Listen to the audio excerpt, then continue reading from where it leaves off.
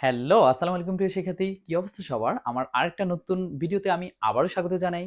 হ্যাঁ, প্রিয় শিক্ষার্থী, এই ভিডিওতে আমরা আলোচনা করতে যাচ্ছি আমাদের অর্থনীতি, ব্যষ্টিক অর্থনীতির উৎপাদন সমন্বয় রেখা নিয়ে। চলুন কথা না বাড়িয়ে ক্লাসের মূল পর্বে চলে যাই। ওকে, প্রিয় শিক্ষার্থী, আমরা আলোচনা করতে যাচ্ছি উৎপাদন সমন্বয় রেখা।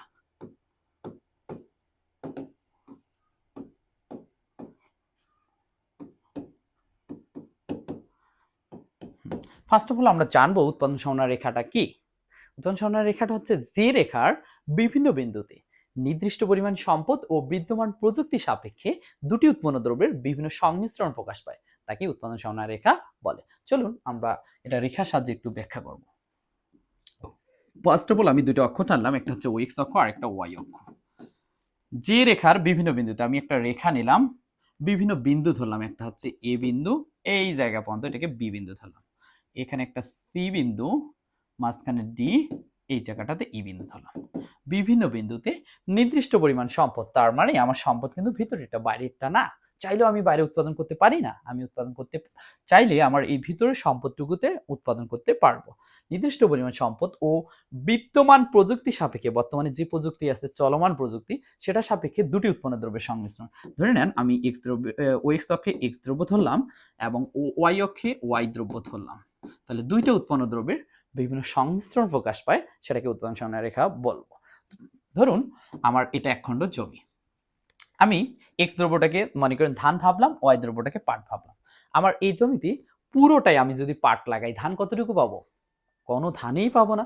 তার মানে পাটের উৎপাদন সম্পূর্ণ যদি আমি পাট উৎপাদন করি, তাহলে পাটের উৎপাদনটা সর্বোচ্চ হবে সেটা ও এ পর্যন্ত, কিন্তু ধানের উৎপাদনটা কি হয়ে যাবে? শূন্য। এখন আমি চাচ্ছি আমার জমিতে একটু ধান থাকবে, নিলাম। তাহলে একটু ধান হলে আমাকে কি অবশ্যই পাটের একটা জায়গা ছেড়ে দিতে হবে। পাটের জায়গাটুকু ছেড়ে দিয়ে আমি কিন্তু ধান উৎপাদন নিযুক্ত করতে পারি, নিয়োগ করতে পারি, রাইট? এই যে পাটের উৎপাদন ছেড়ে দিলাম, দিয়ে নতুনভাবে ধানের উৎপাদন গ্রহণ করলাম, তার জন্য আমাকে উৎপাদনের সিদ্ধান্ত গ্রহণ করতে হচ্ছে সি বিন্দুতে।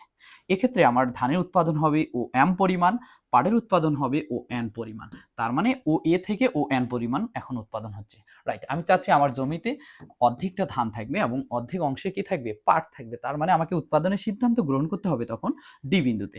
ধান উৎপাদন হবে আমার ও এম ওয়ান পরিমাণ, পাট উৎপাদন হবে আমার ও এন ওয়ান পরিমাণ, রাইট?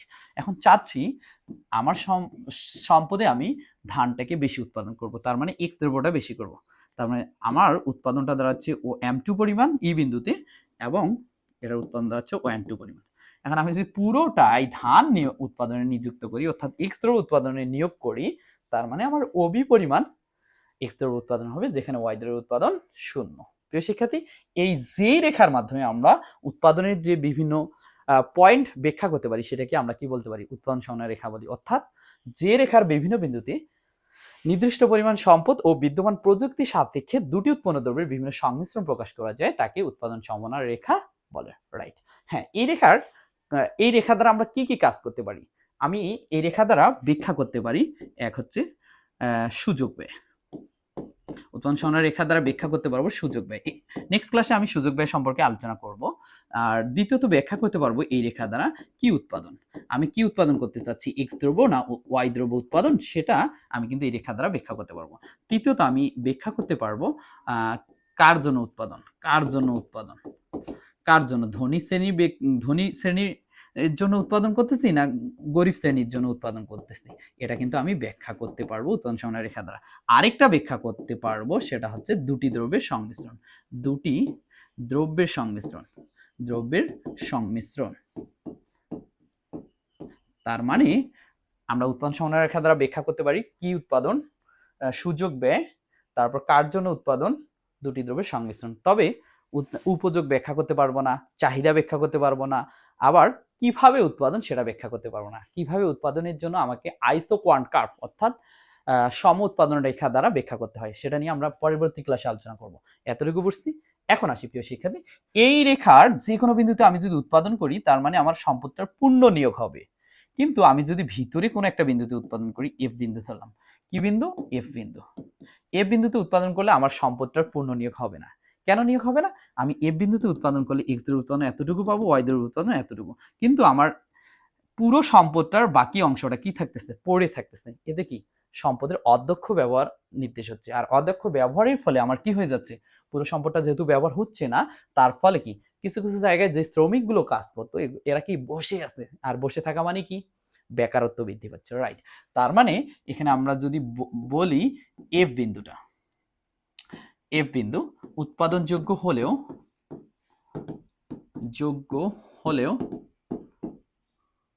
হলেও সম্পদের অপূর্ণ নিয়োগ নির্দেশ করে। অপূর্ণ নিয়োগ বা অদক্ষ ব্যবহার ও বেকারত্ব নির্দেশ করে। কি বেকারত্ব তো নির্দেশ করে। তার মানে আমার কি বিদ্যুৎ উৎপাদন যৌক্তিক? কোনো মতেই না।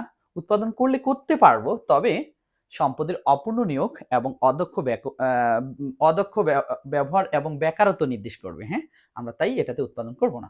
ধরুন আমার আমার সম্পদের বাইরে একটা বিন্দু ধরলাম, সেটা জি বিন্দু। বলেন তো জি বিন্দুতে আমি উৎপাদন করতে পারবো কিনা?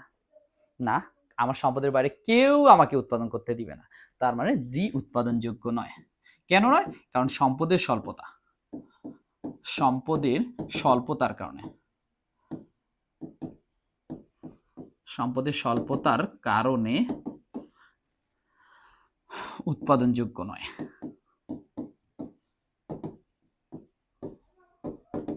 সম্পদের স্বল্পতার কারণে উৎপাদনযোগ্য নয়। যেহেতু আমার সম্পদ স্বল্প, তার মানে আমার সম্পদের বাইরে আমি কিন্তু কখনোই উৎপাদন করতে পারি না। তাহলে আমার উৎপাদনের সিদ্ধান্ত নিতে হবে কোন বিন্দুতে, রাইট। আমার উৎপাদন সিদ্ধান্ত নিতে হবে A C D E B, অর্থাৎ এ বি এই রেখায় যে বিন্দুগুলো আছে সেটাতে। এই রেখায় যে বিন্দুগুলো আছে এই রেখাটাকে আমরা বলি উৎপাদনের সম্ভাবনা রয়েছে, তার মানে উৎপাদন সম্ভাবনা রেখা। আশা করি বুঝে গেছি। তাহলে উৎপাদন সম্ভাবনা রেখা কোনটা? এই রেখাটা। এই রেখার যে কোনো বিন্দুতে আমরা সর্বোচ্চ উৎপাদন নির্দেশ করতে পারবো। ক্লিয়ার প্রিয় শিক্ষার্থী? আশা করি এই পর্যন্ত সবাই বুঝছি। আমরা নেক্সট ক্লাসে সুযোগ ব্যয় নিয়ে আলোচনা করব। আজকে এখানেই শেষ করতেছি। আল্লাহ হাফেজ প্রিয় শিক্ষার্থী।